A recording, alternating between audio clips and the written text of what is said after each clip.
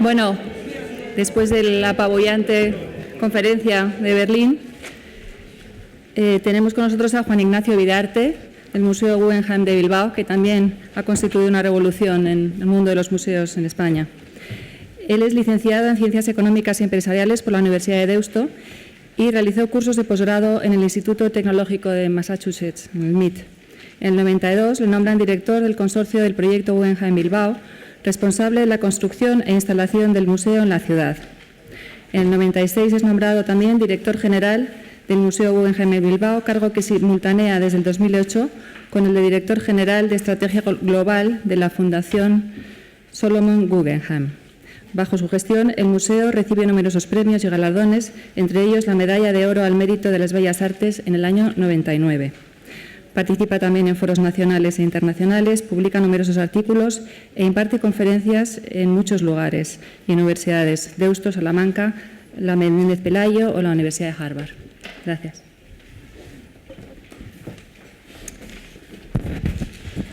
Bueno, muchas gracias, Nuria. Bueno, en primer lugar,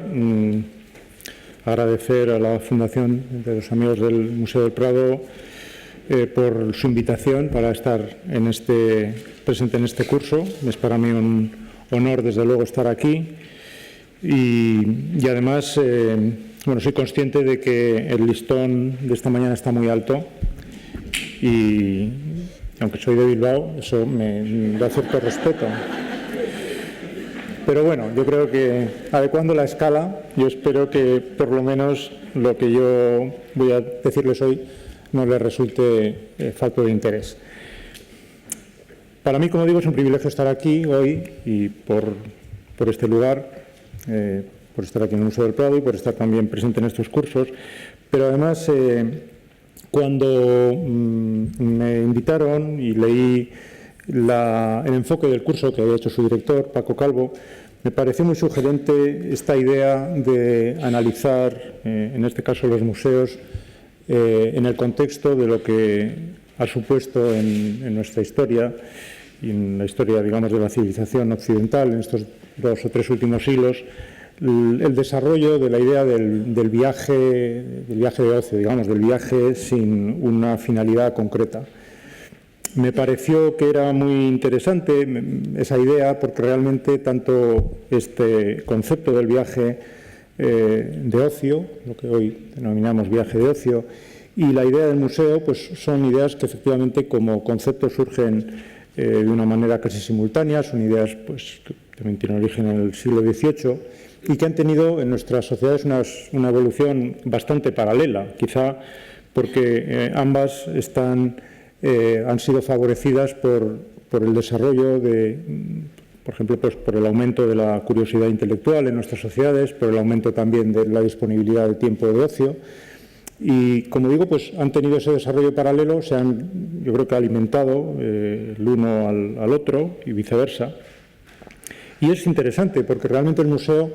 como concepto, aunque es un concepto tan acuñado y para nosotros como algo que parece que ha estado entre nosotros durante toda la historia, es un concepto relativamente reciente, ¿no? Y desde luego en el contexto de la historia del arte, pues si pensamos en que pues desde hace, no sé, 40.000 años había ya digamos, las expresiones artísticas de nuestros predecesores ya se plasmaban en las paredes de las cavernas. Realmente el museo como concepto pues no ha surgido, es una idea de los últimos 2 o 3 siglos, que evidentemente ha tenido un desarrollo muy importante, quizá en Europa con esa proliferación en el siglo XIX, que en el siglo XX lo tiene también en Estados Unidos, añadiendo quizá el concepto o un mayor énfasis en la accesibilidad, en los aspectos educativos, de acercamiento de la cultura y también quizá de la idea de la relación entre la cultura y el entretenimiento, y que hoy, en el siglo XXI, sigue en una franca expansión, ¿no? Y a pesar de que pues sea una institución al que no le falten muchas veces múltiples enterradores, realmente yo creo que es una institución que sigue viva y con muy buena salud, ¿no? El otro día leía que, por ejemplo, en este momento en China hablan están en distintas fases de desarrollo, de planificación o de ejecución, pues cerca de 1000 museos, ¿no? Y evidentemente esto pues tiene consecuencias. Desde luego las tendrá para nuestras instituciones, porque este desarrollo del concepto de los museos, que ahora se está produciendo de forma tan expansiva en Asia, pues tendrán sus implicaciones. Habrá, seguro que aportarán nuevas formas de pensar en la idea del museo, de pensar en sus funciones, en sus contenidos, en su financiación, en sus estructuras de gestión, en su diseño. Y yo creo que además lo que certifica es que los museos, desde el punto de vista de su relevancia social, pues hoy se encuentran probablemente en su edad de oro. Yo creo que en la historia de los museos nunca han tenido la relevancia social que tienen hoy en día, ¿no? No han sido nunca, yo creo que tan importantes para las sociedades en los que se inscriben como lo son hoy. Yo creo que en ese sentido, me parecía por eso en ese sentido muy interesante esta relación entre el concepto del viaje y del museo.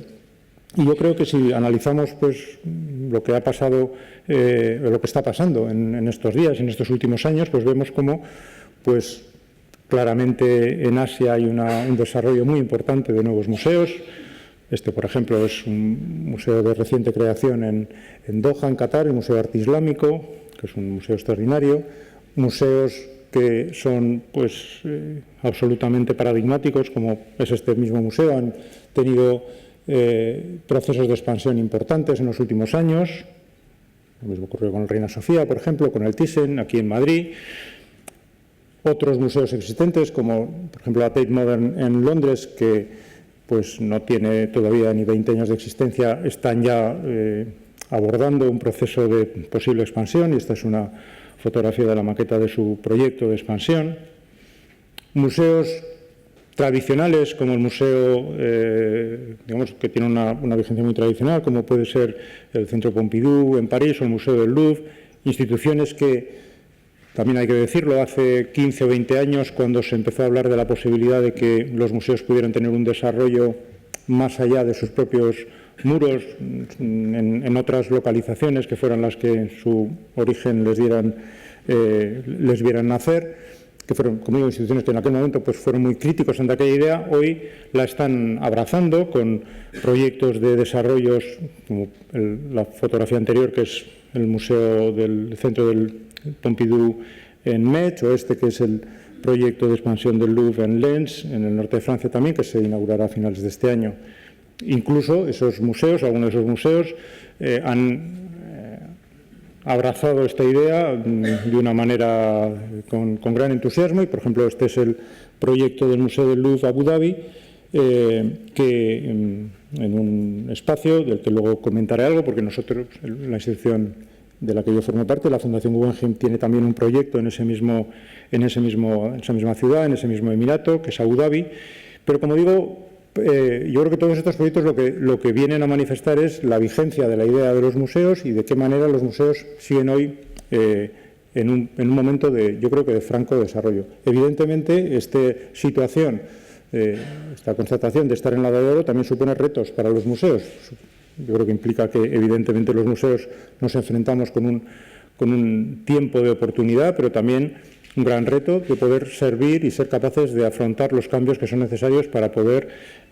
jugar el papel que nos corresponde y ser relevantes desde el punto de vista social, ¿no? Y por lo tanto eso exige de alguna manera una cierta transformación de lo que tradicionalmente hemos venido haciendo. Este último caso que citaba, el caso del Museo del Louvre en Abu Dhabi, yo creo que es también interesante, y eso me sirve para conectar con el ejemplo, con el caso del que yo voy a hablar, porque es el que conozco mejor, que es el caso del Museo Guggenheim Bilbao, en el cual los museos, precisamente por esa relevancia social, han jugado y juegan un papel importante como elementos de transformación de las sociedades en las que se inscriben, ¿no? El caso de Bilbao, y creo que en ese sentido, y del Museo Guggenheim Bilbao, es un caso, yo creo que conocido dentro de este terreno, que yo creo que yo creo que es un ejemplo de cómo una institución cultural y una iniciativa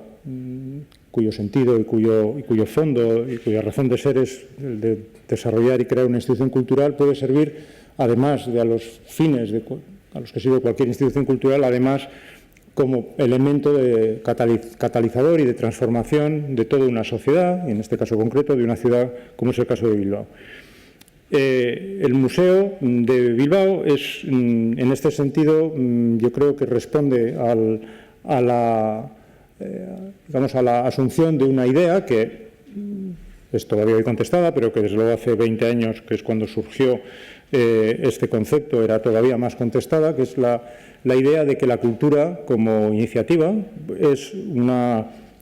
un elemento que puede servir como instrumento de desarrollo.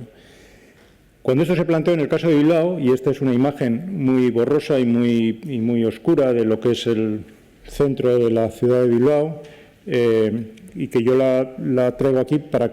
intentar reflejar cómo era Bilbao el antes y el después de Bilbao con y sin el museo. Esta es una foto que no solo es una mala foto por casualidad, es una mala foto porque realmente hace 20 años había muy pocas fotos de Bilbao. Y la razón es muy sencilla de entender, es que realmente no eran muy necesarias las fotos de Bilbao. Bilbao era una ciudad fundamentalmente centrada en su tejido económico y con un enorme peso de la actividad industrial. Era una ciudad, en aquel momento, hace 20 años, que estaba atravesando una situación de crisis muy importante, no solo económica, que también, sino y fundamentalmente una crisis de identidad, una crisis de una ciudad y una sociedad articulada en torno a esa ciudad que a lo largo de todo el siglo había tenido claras cuáles eran sus señas de identidad y cuáles eran las razones de ser como ciudad, y que en aquel momento se las estaban cuestionando. Y en ese momento esa ciudad, yo creo que, y lo traigo a colación porque yo creo que es lo que hay que poner en valor del caso y de la transformación de Bilbao, además de lo que en esa transformación haya podido jugar o la ayuda que haya podido prestar el propio museo. Yo creo que lo que hay que entender y que hay que valorar, y que muchas veces y en muchos ejemplos de los que luego podemos hablar, en los que este llamado efecto Bilbao ha sido utilizado de una manera enormemente equivocada y con resultados en general bastante negativos, lo ha sido precisamente por no entender el fondo del asunto y no entender qué es lo que está detrás de la idea del proyecto del Museo Guggenheim en Bilbao. Y lo que está detrás es que hay una estrategia de ciudad, de transformación de la ciudad, en la cual se pone a la cultura como uno de los ejes prioritarios. Y dentro de eso, y por eso, digamos, en finales de los años 80, principios de los 90, cuando Bilbao asume ese proceso de transformación, una de las 8 prioridades que se definen en su estrategia de transformación es precisamente el reforzar la centralidad cultural como un elemento fundamental en la transformación de la ciudad, si la ciudad quería aspirar a ser a lo que aspira a ser hoy, que es transformarse en una pequeña metrópolis regional, pero donde la actividad cultural tenga un peso fundamental en el esquema de sus actividades. Estas son algunas imágenes de la zona de Bilbao en la cual se ubica el museo, que es una zona denominada Abando Ibarra, un poco que reflejan momentos distintos del proceso. A la izquierda es un poco esa zona, que era una zona fundamentalmente utilizada a lo largo de todo el siglo XX como una zona industrial y portuaria. A veces se habla de la recuperación de esa zona para usos urbanos. En realidad no es una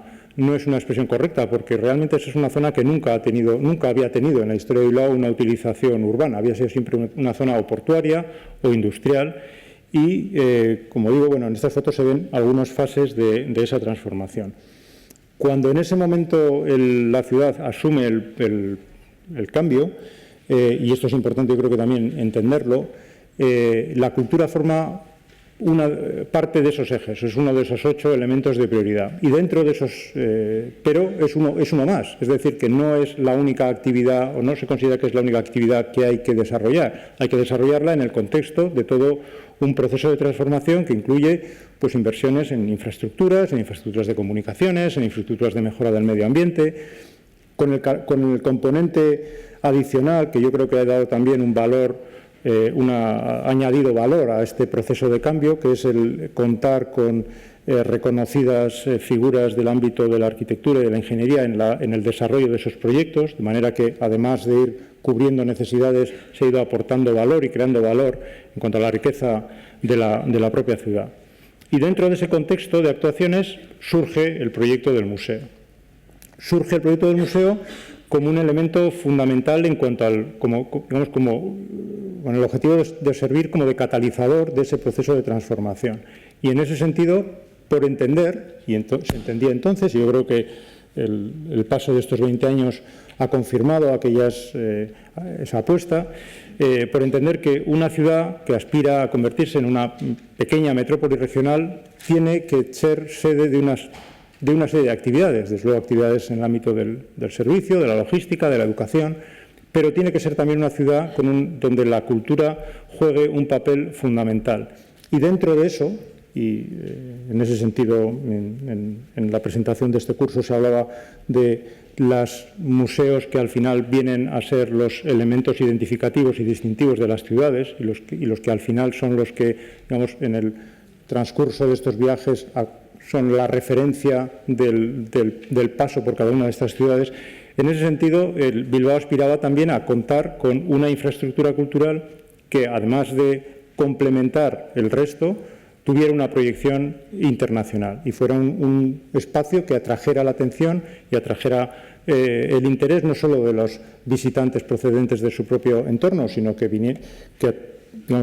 fuera capaz de atraer visitantes de muchas otras partes del mundo. En un contexto de transformación de toda la ciudad y de reforzamiento de las infraestructuras culturales de toda la ciudad. Por eso, cuando se habla del caso de Bilbao, por ejemplo,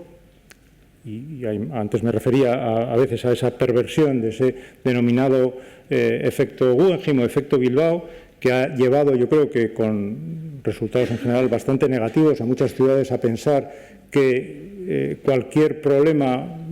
es resoluble si se cuenta con la intervención de un arquitecto de prestigio que realiza un proyecto más o menos espectacular sin atender la finalidad, las funciones de ese edificio, sin atender a sus contenidos, sin atender a la coherencia de esa inversión en el contexto del propio transformación o el propio desarrollo de la ciudad. En el caso de Bilbao, el proyecto del museo, como digo, ha sido coherente no solo con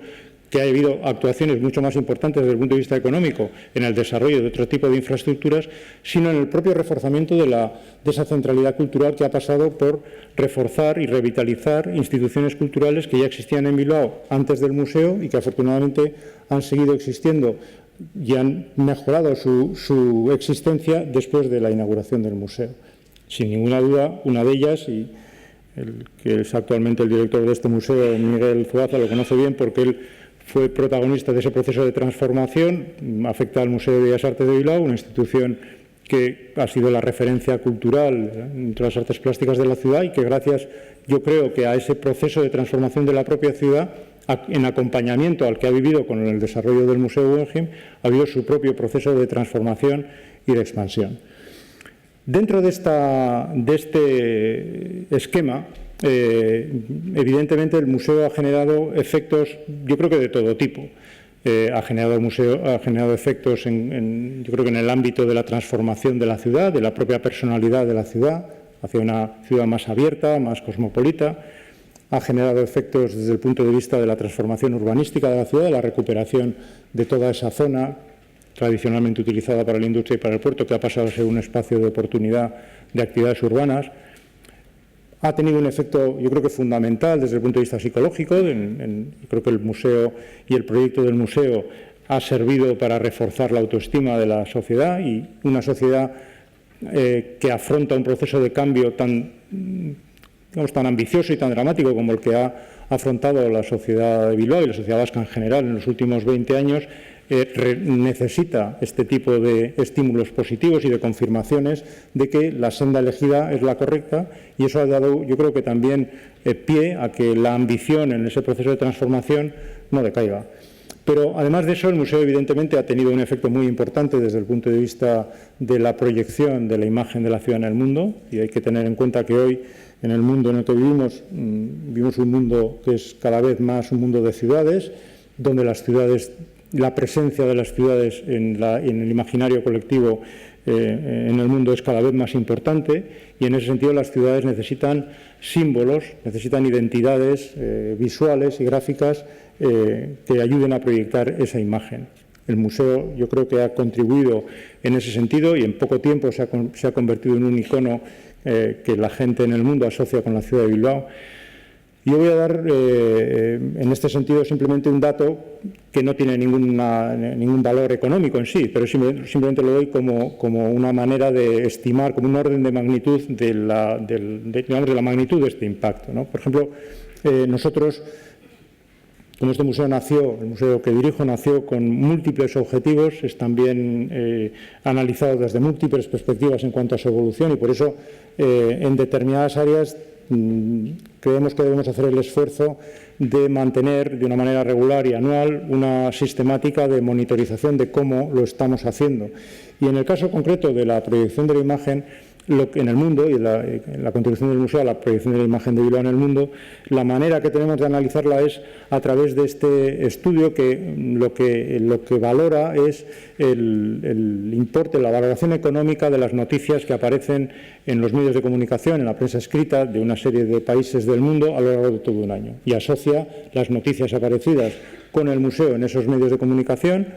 teniendo en cuenta la difusión del medio, la amplitud de la noticia, con la valoración económica, lo que supondría la inversión publicitaria necesaria para obtener una cobertura de la misma naturaleza. Y en ese sentido, por ejemplo, pues lo que hemos constatado a lo largo de estos 15 años de funcionamiento del museo es que, como media, y esto varía ligeramente de un año a otro, pero como media, la valoración económica de estas noticias relacionadas con el museo que aparecen en la prensa internacional está en un importe en torno a los 30 millones de euros. Es decir, que nosotros, si quisiéramos tener la proyección en el mundo equivalente, tendríamos que gastarnos todos los años 30 millones de euros en publicidad, que es evidentemente una cifra muy superior al propio presupuesto del museo y, por lo tanto, totalmente inalcanzable. Y el otro elemento, el otro aspecto que el museo ha tenido una importante contribución a mejorar ha sido la propia transformación económica de la ciudad. Bilbao y el País Vasco han sufrido y han desarrollado un cambio de modelo económico, un cambio de estructura económica que, sin abandonar la industria, ha generado una cada vez mayor importancia de actividades relacionadas con el sector servicios, y en ese proceso de transformación el museo ha contribuido, lógicamente, y en ese sentido nosotros lo analizamos todos los años también para monitorizar cuál es nuestra actividad y nuestra contribución. Y también ahí, como media, pues, por ejemplo, y estos son datos del año pasado, de las cifras correspondientes al año pasado, se calcula que la actividad del museo, simplemente por el hecho de que el museo funcione, genera en su entorno, en la economía de su entorno, una cifra de mayor actividad en torno a algo más de 300 millones de euros todos los años. Actividad económica que, si no hubiera existido el museo, no se hubiese producido. Y de esos 300 millones de euros anuales, aproximadamente 40, que no es una cifra significativa, son ingresos fiscales adicionales que se generan como consecuencia de esa actividad económica. Y esto es importante entenderlo porque, aunque estemos aquí hablando en un museo y hablando de cultura, todos sabemos que las magnitudes económicas y las cifras son importantes para garantizar la sostenibilidad de los proyectos. Este proyecto del Museo Guggenheim Bilbao, y luego hablaré un poco más de su modelo de gestión, pero este proyecto fue un proyecto liderado por las instituciones públicas del País Vasco, desarrollado en cuanto a la inversión necesaria para ponerlo en marcha con fondos públicos, y por lo tanto es muy importante ver en qué medida el proyecto, en cuanto a su actividad y en cuanto a su generación de actividad económica, ha servido para que las instituciones públicas que lo financiaron recuperen lo que invirtieron en él. Bueno, pues, como digo, anualmente el volumen de ingresos fiscales añadidos como consecuencia de la existencia del museo está en torno a los 40 millones de euros, que supone aproximadamente algo menos de la mitad de lo que supuso la inversión del museo. Estamos hablando de un año y estamos hablando de una única institución, una institución en este caso cultural. Yo recuerdo que hace 20 años, cuando este proyecto empezó a caminar, uno de los fue, como probablemente algunos de ustedes, sobre todo los que no son tan jóvenes, recordarán, pues un objeto de mucha polémica, y una de las vectores de la polémica precisamente era en qué medida un proyecto cultural podía servir como instrumento de transformación económica, en qué medida una inversión cultural era una inversión, no era un gasto, sino era una inversión que a su vez iba a generar tejido productivo, iba a generar actividad económica. En aquel momento esto era una cuestión muy polémica y muy discutida. Yo creo que el museo ha contribuido, y no es por supuesto el único ejemplo, pero yo creo que ha contribuido a enriquecer ese debate y a demostrar cómo en determinadas circunstancias y cuando se dan unos determinados parámetros, las inversiones en actividades culturales no solo son una actividad, digamos, de lujo o prescindible, sino que son una inversión absolutamente fundamental para mantener el tejido productivo y la actividad económica. Y yo creo que en momentos de crisis como los que estamos ahora conviene tener esto muy presente. Pero también conviene tener presente, porque muchas veces se pasa uno al extremo contrario, de que, por ejemplo, en términos de empleo, lo que supone la actividad del museo en términos de empleo, en cuanto a la contribución al mantenimiento del empleo generado por esta actividad económica, estamos hablando en torno a las 6.000 personas, que no es una gran cantidad, es un porcentaje muy pequeño de la población activa del País Vasco. ¿Y qué quiere decir esto? Pues esto quiere decir que no es verdad que el museo por sí ha transformado completamente el País Vasco, a la economía del País Vasco. El museo contribuye en positivo, pero contribuye. No es el único elemento, por supuesto, pero contribuye y contribuye de una manera significativa. ¿Cuáles son las claves para entender, por lo menos desde mi perspectiva, para entender el por qué esto ha ocurrido así? Bueno, pues yo, pensando un poco y por centrarme en lo que considero que pueden ser quizás las características o las claves más importantes del funcionamiento del museo como institución específica que tiene un determinado modelo de gestión, un aspecto fundamental para entender lo que el museo ha supuesto y nuestra propia actividad es, por ejemplo, que es un museo definido desde el principio en cuanto a su contenido y en cuanto a la audiencia a la que se dirige por la calidad y no por la geografía. Y eso es algo que para nosotros constituyó desde el principio una cuestión absolutamente fundamental, es uno de los elementos que definen el modelo del museo al que aspiraba, que el modelo que el museo aspiraba a poder desarrollar. El hecho de que el museo se haya definido siempre en estos términos, evidentemente ha generado en muchas ocasiones controversias respecto a su poca atención a la actividad local, a los artistas locales, los artistas vascos o a los artistas españoles. Nosotros hemos siempre definido al museo en ese sentido de una manera muy clara. El museo, para poder cumplir sus objetivos, es un museo que debe, lógicamente, tener abiertas y una relación de ósmosis y de cercanía con su realidad circundante, pero es un museo que tiene que tener claro que su audiencia y su objetivo es generar una programación de interés que trascienda claramente las fronteras. Y en ese sentido, por ejemplo, si vemos el origen geográfico de los visitantes del museo, y estos son datos del año pasado, pero son unos datos bastante estables a lo largo de estos 15 años, ha habido un ligero aumento del porcentaje de visitantes extranjeros, pero digamos, se mantienen un poco en estas cotas. Del aproximadamente 1 millón de visitantes que el museo tiene todos los años, 2/3 partes proceden de fuera de España. Y esto es muy importante entenderlo porque es precisamente, yo creo que esto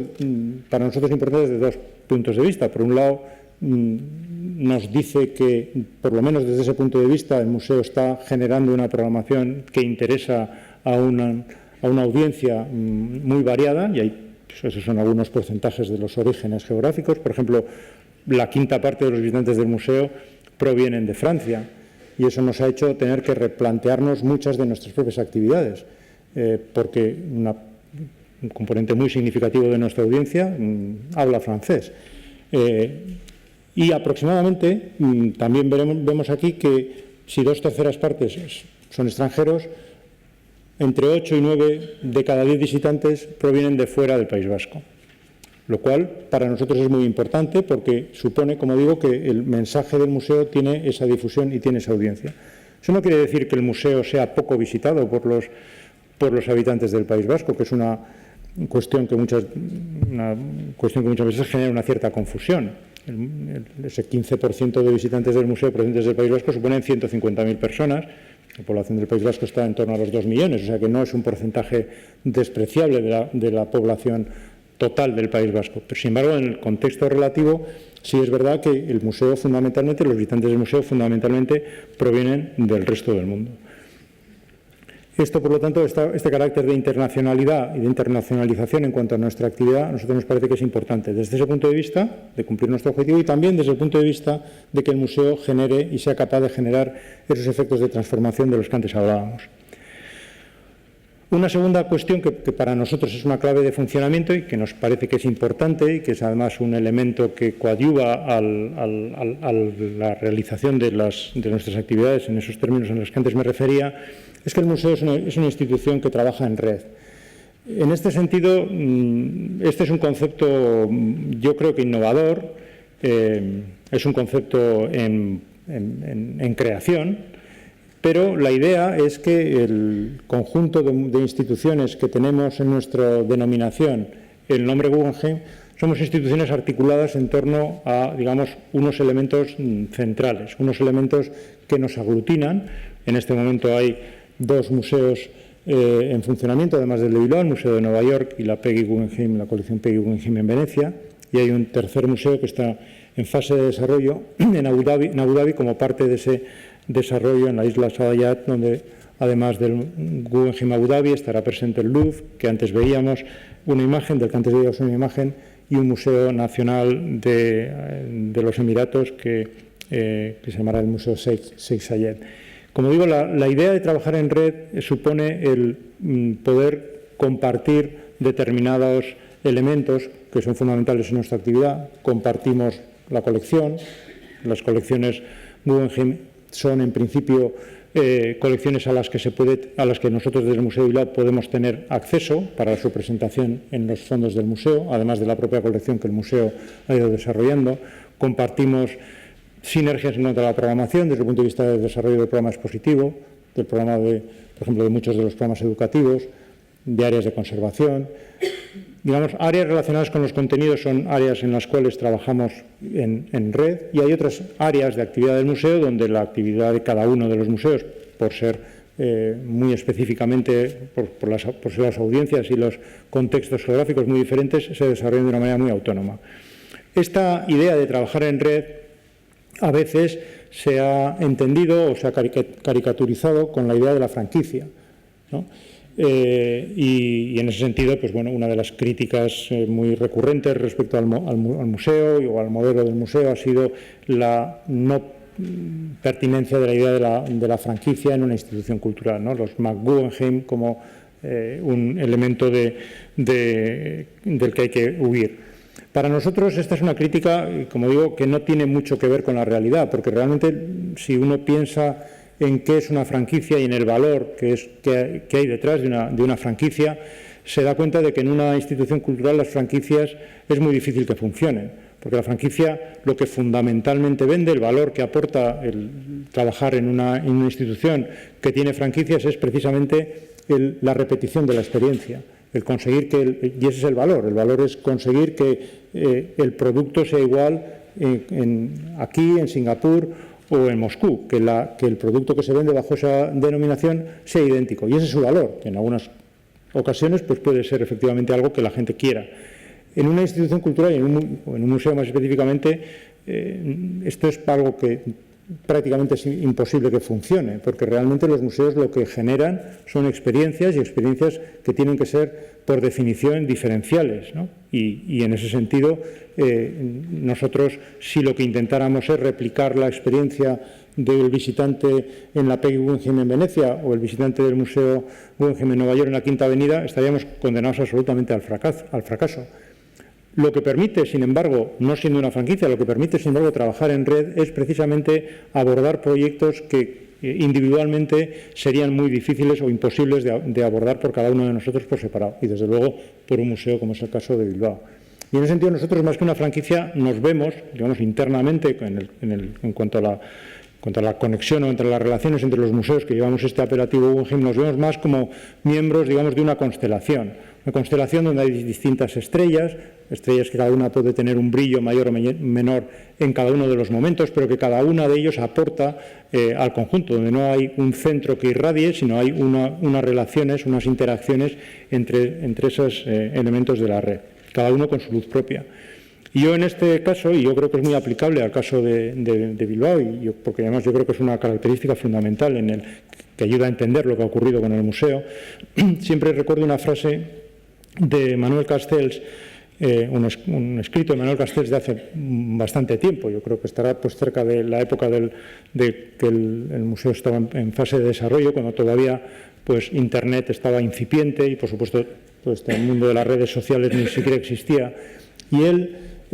decía que en el siglo, estaba hablando sobre el siglo XXI, o sea que todavía no habíamos ni siquiera entrado en el siglo XXI, y decía que en el siglo XXI lo que iba a ser lo fundamental era el yo y la red, en el sentido de que lo importante en el siglo XXI iba a ser lo individual, que puede ser lo personal o que puede ser lo local, y la red y la interconexión. Y en ese sentido yo creo que el museo encaja en ese esquema de pensamiento y yo creo que se ha beneficiado de esa posibilidad de trabajar en red con instituciones que están en muy diferentes lugares del mundo y donde además el sentido de la jerarquía tradicional no funciona. Probablemente el caso del museo no hubiera sido posible,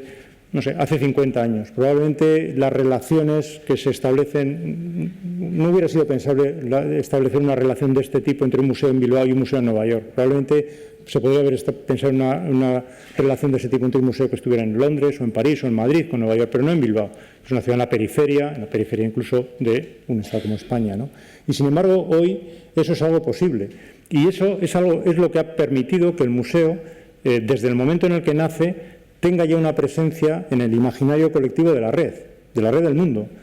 Yo siempre digo, cuando a veces preguntan, ¿no?, sobre la sorpresa, sobre si esto fue una sorpresa o no, el éxito del museo, siempre digo, hombre, sorpresa,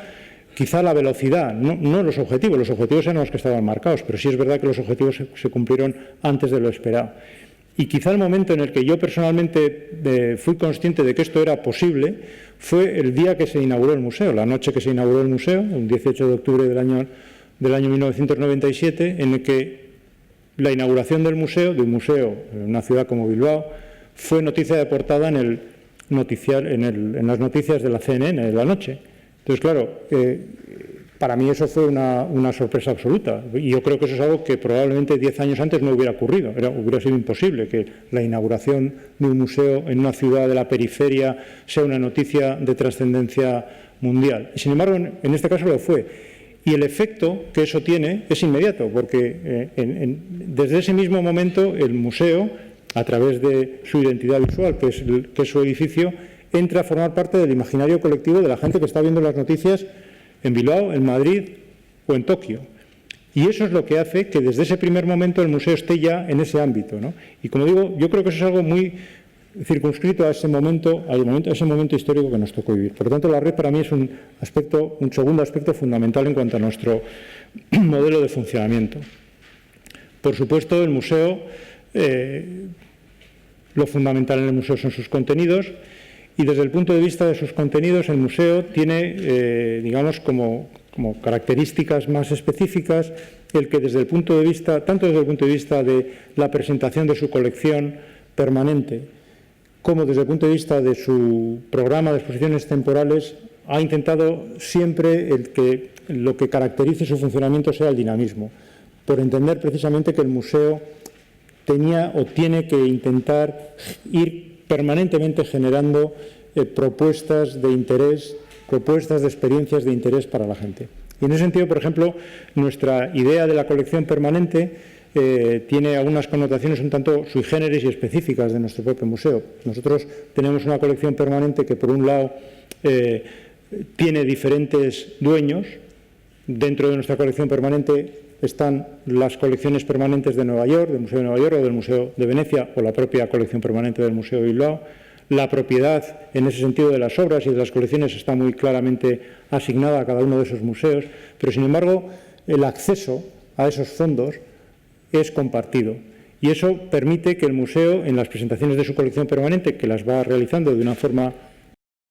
como antes decía, dinámica, todos los años nosotros hacemos un par de cambios en la presentación de la colección permanente, lo podemos hacer presentando fondos que provienen no solo de la propia colección permanente del museo, sino de otros museos de la red. Bueno, estos son algunos ejemplos de lo que hemos venido haciendo a lo largo del tiempo. En concreto, por ejemplo, en este ámbito hemos tenido, en estos 15 años, casi 58 presentaciones de la colección permanente distintas, ¿no? Creemos que eso es bueno para nuestro público, porque es una manera de que el público puede irse acercando a esos fondos de la colección, que, como digo, son muy amplios y son diversos en cuanto a sus orígenes. El museo, lógicamente, porque es un museo, ha ido creando una colección propia. Dentro de esa colección permanente, una parte es la colección propia, que es propiedad del Museo Guggenheim Bilbao. Es una colección que se ha ido desarrollando con un criterio fundamentalmente de calidad en estos 15 años, y con una inversión pues, que supera los 100 millones de euros. El museo solo, entre comillas, tiene 124 obras en su colección. Se ha desarrollado la colección siguiendo 4 ejes fundamentalmente. Hay una serie de obras de la colección que se han adquirido intentando contar con obras que son consideradas como obras maestras y representativas de un artista de nuestro tiempo. La colección propia del Museo Guggenheim Bilbao cronológicamente tiene el punto de inicio en el año 1950 y se extiende hasta la actualidad. La obra más antigua, digamos, cronológicamente de la colección es una obra sin título de Mark Rothko, comprada y adquirida en ese concepto de una obra que es considerada como una obra maestra, que claramente refleja el arte de Mark Rothko en su... Este es otro ejemplo, esta serie de pinturas de Cy Twombly, los 9 discursos sobre Cómodo, que también obedece, digamos, a ese concepto. Después hay una serie de obras que son adquiridas o por encargos para espacios específicos del museo, del entorno del museo, del interior del museo. Tenemos una obra, por ejemplo, de Anish Kapoor, o tenemos esa obra que Daniel Buren realizó utilizando como referencia el puente de la Salve, que era un puente que ya existía antes de la inauguración del museo. Un tercer eje en la política de adquisiciones son adquisiciones de conjuntos de obras que reflejan la trayectoria de un artista. Hay una serie de artistas en la colección de los cuales el museo ha pretendido tener un conjunto de obras que, más allá de ser obras importantes en sí, son obras que en conjunto son representativas de la trayectoria del artista. Este, por ejemplo, uno de ellos es Ansel Kiefer, por ejemplo, y este es un conjunto, algunas de las obras que tenemos de él y que en este caso presentamos en una de las salas del museo que específicamente estaba pensada para albergarlas. Un caso similar puede ser el caso de Eduardo Chillida, por ejemplo, de que tenemos también un conjunto de obra importante y representativa de su trayectoria. Y finalmente hay un capítulo específico en la colección del museo dedicado a los artistas vascos y españoles. Tenemos obras de los artistas, digamos, de este periodo, desde los años 50 en adelante, con obras representativas de artistas como Chillida, o como Teiza, o como Saura, o como Tapies, y artistas también de artistas más jóvenes y más contemporáneos. En conjunto, como digo, es una colección que está creciendo, pero que está fundamentalmente definida en esos términos de calidad. Desde el punto de vista de las exposiciones temporales, que es un elemento fundamental en la programación para generar, digamos, ese interés permanente en la actividad del museo, hemos venido también desarrollando exposiciones desde el año 1997, alrededor de 60 exposiciones temporales en este periodo, que han seguido también 3 grandes líneas o 3 grandes directrices. Una de ellas ha sido exposiciones donde hemos trascendido el ámbito del siglo XX y el siglo XXI, que es el ámbito natural de la colección del museo. Pensamos que desde el punto de vista de las exposiciones temporales conviene que de vez en cuando el museo acoja exposiciones temporales que reflejen el arte producido en momentos históricos anteriores. Creemos que es bueno para el público acostumbrarse a entender el arte de nuestros días en el contexto de la historia del arte, que el arte evidentemente hay que dividirla en capítulos para poderla abordar, pero eso no quiere decir que no sea una trayectoria que continua, y por lo tanto es importante que la audiencia se acostumbre a ver el arte contemporáneo con ese contexto, y en ese sentido hemos tenido exposiciones que han ido pues desde, este es un ejemplo, por ejemplo, de una exposición dedicada a la cultura azteca, o tuvimos también una gran exposición sobre el arte de China en estos últimos 5.000 años. Un segundo aspecto segunda directriz ha sido que el museo acoja exposiciones de carrera, exposiciones retrospectivas de los artistas contemporáneos más importantes. Este es un ejemplo de la que tuvimos hace un par de años en el museo con la obra de Sai Kuo-chang, el artista chino. Y el tercer bloque de exposiciones son exposiciones más específicas, más miradas en profundidad respecto a un tema, una parte de la trayectoria de un artista, un conjunto de artistas o una colección. Este es un ejemplo de una exposición dedicada también a Anselm Kiefer, una parte de su trayectoria. En conjunto, el museo, como antes decía, desde el punto de vista de la programación, el dinamismo en la programación es un elemento fundamental. Si tenemos en cuenta tanto los cambios en la programación de colección permanente como de exposiciones temporales en estos 15 años, prácticamente una vez cada mes y medio, cada 6 semanas, ha habido un cambio sustancial en la programación del museo, y eso significa que el museo muchas veces,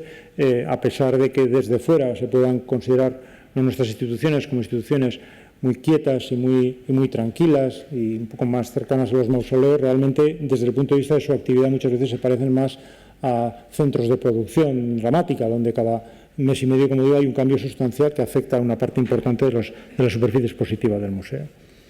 Y el cuarto elemento que yo creo que es importante destacar en nuestra actividad y en nuestro modelo de funcionamiento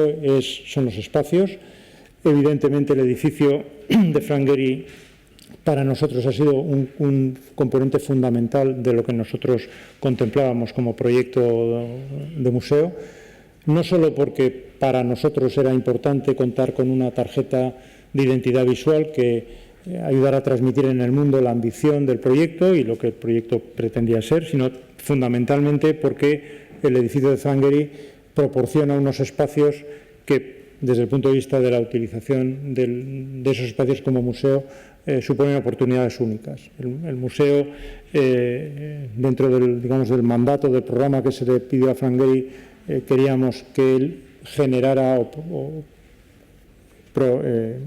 propusiera espacios que permitieran albergar al mismo tiempo una escultura de 100 toneladas y una acuarela de Kandinsky, y que cada obra tuviera en su espacio y su contexto espacial adecuado, ¿no? Sin que una primara a la otra y sin que la propia arquitectura del edificio definiera el tipo de obra que después se iba a albergar. Yo creo que eso Frank Gehry lo ha realizado de una manera brillante, y lo que hemos intentado nosotros desde el punto de vista de la utilización de esos espacios ha sido intentar al máximo posible que en cada presentación de la colección o en cada exposición temporal el espacio que acoja la obra o la exposición sea el más adecuado. Y en ese sentido, pues aquí vemos algunos ejemplos de utilizaciones diferentes del mismo espacio, ¿no? De la misma sala, y cómo ha podido ser utilizada de una manera diferente según la exposición o la presentación de la colección permanente que hayamos tenido en cada momento, ¿no? Estos son algunos de los ejemplos de estas salas del museo. Pues como en un caso esta sala puede albergar estas obras extraordinarias de la exposición que se dedicó a Chillida en el museo en el año 2000, o la misma sala que, formando parte de la exposición retrospectiva dedicada a Nam June Paik, o esta sala con una obra de ubicación específica de Sir Louis, que es parte de la colección del museo, o la misma sala como formando parte, por ejemplo, de la exposición dedicada a la cultura azteca. Como digo, el intentar la utilización de esos espacios de manera que podamos sacar el mayor valor de lo que entendemos que es una ventaja comparativa que el museo tiene. Esto desde el punto de vista de las que son claves de funcionamiento. Y en cuanto a las prioridades fundamentales del museo, que yo creo que también pues merece la pena destacar, evidentemente, pues la primera es la consideración del museo como una institución educativa. Yo creo que un museo como el nuestro, que nació y sigue existiendo con tan múltiples objetivos, es importante no perder de vista cuál es el foco principal de nuestra actividad y cuál es la principal razón de ser, nuestra principal razón de ser como institución. Y nosotros, en ese sentido, nos entendemos fundamentalmente como una institución educativa, en el sentido más amplio del término, en el sentido de ser una institución cuyo objetivo y cuya vocación es el ser, el conectar la cultura, en nuestro caso la cultura plástica de nuestros días y del siglo XX con nuestra audiencia y poner al servicio de los visitantes del museo las herramientas para que puedan tener la experiencia más gratificante, que les permita apreciar de la mejor manera posible el arte que el museo les ofrece. Y en ese sentido es interesante, estos son algunos datos de lo que son nuestros diferentes programas educativos, pero yo creo que es importante destacar quizá el hecho de que para nosotros es importante que casi la mitad de los visitantes del museo tomen parte, además de visitar el museo, tomen parte de alguna o se beneficien de algunas de estas actividades educativas. Nos parece que eso es algo que sirve para cumplir, en ese sentido, mejor nuestra misión. Y el segundo elemento de prioridad, que para nosotros es fundamental, aunque muchas veces pues, pase más desapercibido, pero yo creo que es algo que es fundamental siempre y desde luego más en estos momentos, es el tener un énfasis en cuanto a que el modelo de funcionamiento del museo sea un modelo sostenible. Yo creo que las instituciones debemos tener modelos adecuados a nuestros objetivos, debemos tener un modelo de funcionamiento que permita garantizar que los objetivos se puedan cumplir en la medida en que se definen. Y en ese sentido nosotros hemos tenido desde el principio una obsesión, diría yo, en el sentido de garantizar o de intentar garantizar que el modelo de funcionamiento sea sostenible. Nuestro modelo de funcionamiento es a través de la institución responsable de funcionamiento del museo, es una fundación donde hay presencia pública y privada. Hay 3 instituciones fundadoras, que son el Gobierno vasco, la Diputación de Vizcaya y la Fundación Guggenheim, y hay en este momento 33 patronos que representan a instituciones privadas. Está también el Ayuntamiento de Bilbao como patrono y además hay 33 patronos que representan a instituciones privadas que forman parte de un conjunto de más de 120 empresas que nos da apoyo al funcionamiento permanente, operativo y a la operativa normal del museo, al funcionamiento cotidiano del museo. Contamos con un apoyo importante también de un colectivo de amigos que en este momento está en torno a las 16.000 personas. Y esto nos permite, además de los ingresos que el museo genera a través de su propia actividad, tener un modelo de funcionamiento que, aun descansando en una parte importante en las subvenciones públicas que nos aporta el Gobierno vasco y la Diputación de Vizcaya, en torno entre un 20 a un 30% de nuestros recursos provienen de subvenciones públicas, el 70% restante son ingresos que el propio museo genera, o bien a través de su propia actividad o bien a través de las aportaciones privadas. Y este índice de prácticamente ese 70% de autofinanciación es lo que nos ha permitido hasta ahora mantener unas claves de funcionamiento con los niveles de excelencia que entendíamos que teníamos que tener y tener también una diversificación en cuanto a los orígenes de los ingresos, ¿no? Yo creo que eso es importante y yo creo que muchas veces cuando algunas